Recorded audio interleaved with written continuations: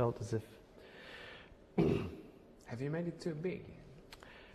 No, it probably was a little bit big, but I don't know if it was. I actually don't know if it was longer than an hour and say 15 minutes. I don't know if it was like a full double CD thing, and I would certainly chop it down to a good size. And in fact, recently I transferred all the discs with all the information on from my studio to my house, and they're on this big box. And I thought I'm going to sort through all of these and have a look at them and try and do something. But sometimes I just. There are two sides to this, like the words to the megahertz are two ways of looking at this.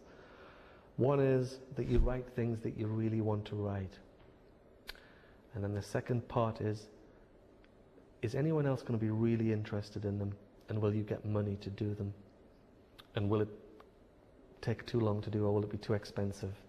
So there's the writing bit, and then there's the reality bit. In Earth's Story so far, the writing bit went very well, and I'm pleased I did it.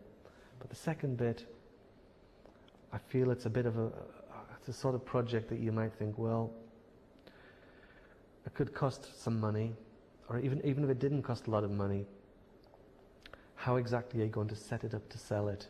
Should it have some sort of a series of videos with it? It all started to get a little bit complicated. Is it going to be orchestral, or is it going to be a group? And the music on it is sort of probably midway between a group and megahertz. It's somewhere in between the two. And in the end, when you've puzzled over some of these factors, you choose the easier option to do something else. So I've done the important bit, I've written it, but I'm not quite sure what to do with it or when to do it. But I spent a long time on it. And one day I hope to do all of them. I mean, most of these things I hope to do them, but each year you write more bits and pieces, and usually the thing you've just finished is really what you want to do. So Megahertz will be 10 years old. Not Megahertz. All Earth's Story so far will be 9 to 10 years old. In the summer, it'll be 10 years since I started it. So it sat there for a long time.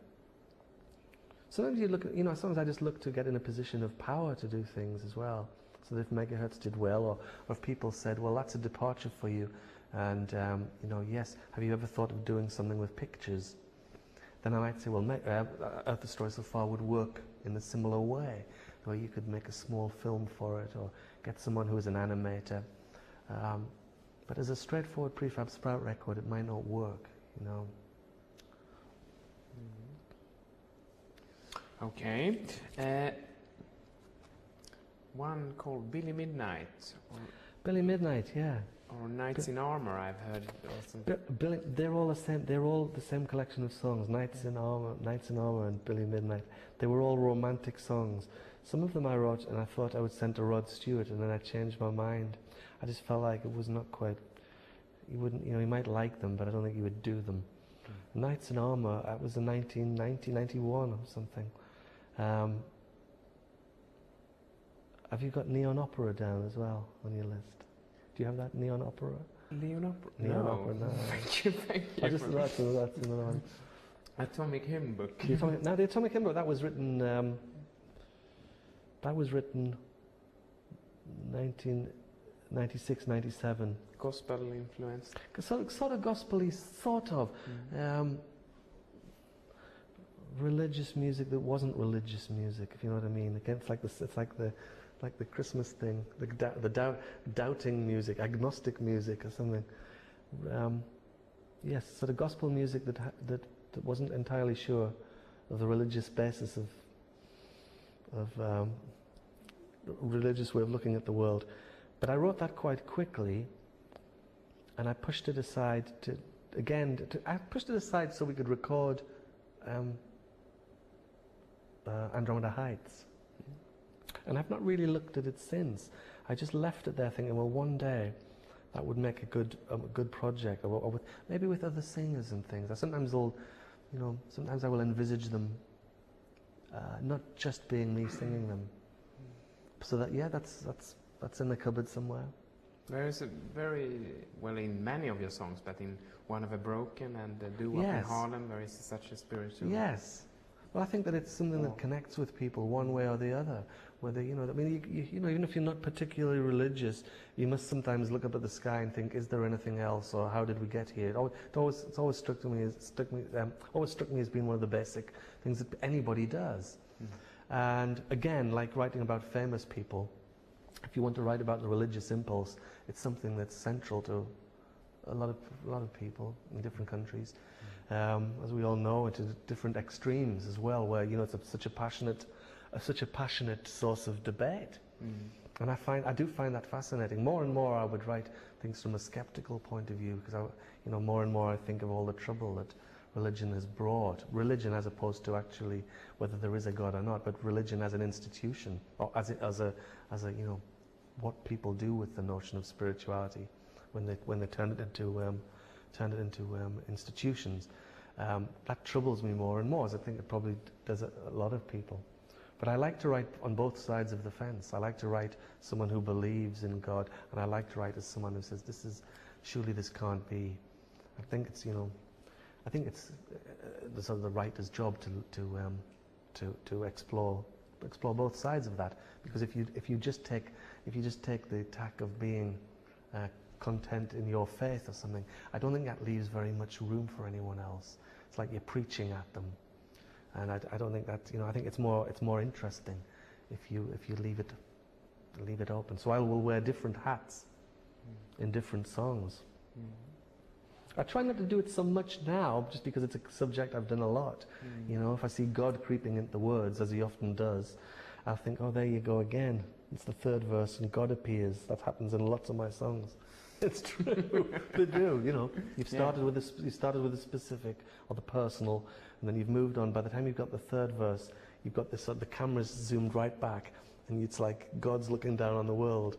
And it's okay once or twice, but I've done it too many times.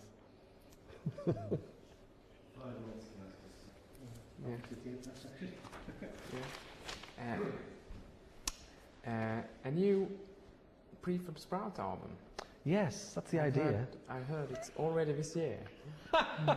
Well, we should be making it this year sometime. Yeah, it's true. We're supposed to. But I'm not sure what it'll be yet. Again, it's, you know, which one of these options do you want to do, and what would be easy? So what would be a contrast to what I've just done? Do you want to do a more orchestral thing, or something that's very simple? So you don't have an idea already? I have several ideas, but I'm not entirely sure which one to go with. I had got it into my head just to do something with guitars, you know, very, very, very, very, not simple, but just enjoying the sound of guitars in a way that I haven't done for a long time. Really make them the foreground, not just bass, drums and guitar, but make a guitar actually there with a voice or something, you know. Did you hear Roddy Frame's Surf? I haven't. You know, he's someone whose songwriting I like, but I don't buy many records, and I haven't followed him. Is it good? Yes, yeah, it's really good, and it's really it? back to basics. Recorded in bedroom and. Right. Right. So it's. No, and what I'm talking about really is sort of, it's a different thing again. It's not the sort of one man and his guitar with a microphone in front of it. It's more like the guitar becomes the orchestra. It becomes really present, and you sort of have a lot of guitars as opposed to the one chap strumming it. But I don't quite know how to do that, or how many of the songs would really justify being done like that. Because sometimes you'll talk about a record before you've made it, and you'll realise that only two or three of the songs should be done in that style, and then it gets boring, and you should move on to other things. So I'm really not certain what to do. And especially with having just finished Megahertz last year, I've not demoed everything in the way that I normally would. Normally, the demo process is quite elaborate, and it's a real blueprint for the record. Whereas this time, I just have sketches of things. So I'm not sure. So we're not 100% sure about it. No, I'm not. No, I'm not really.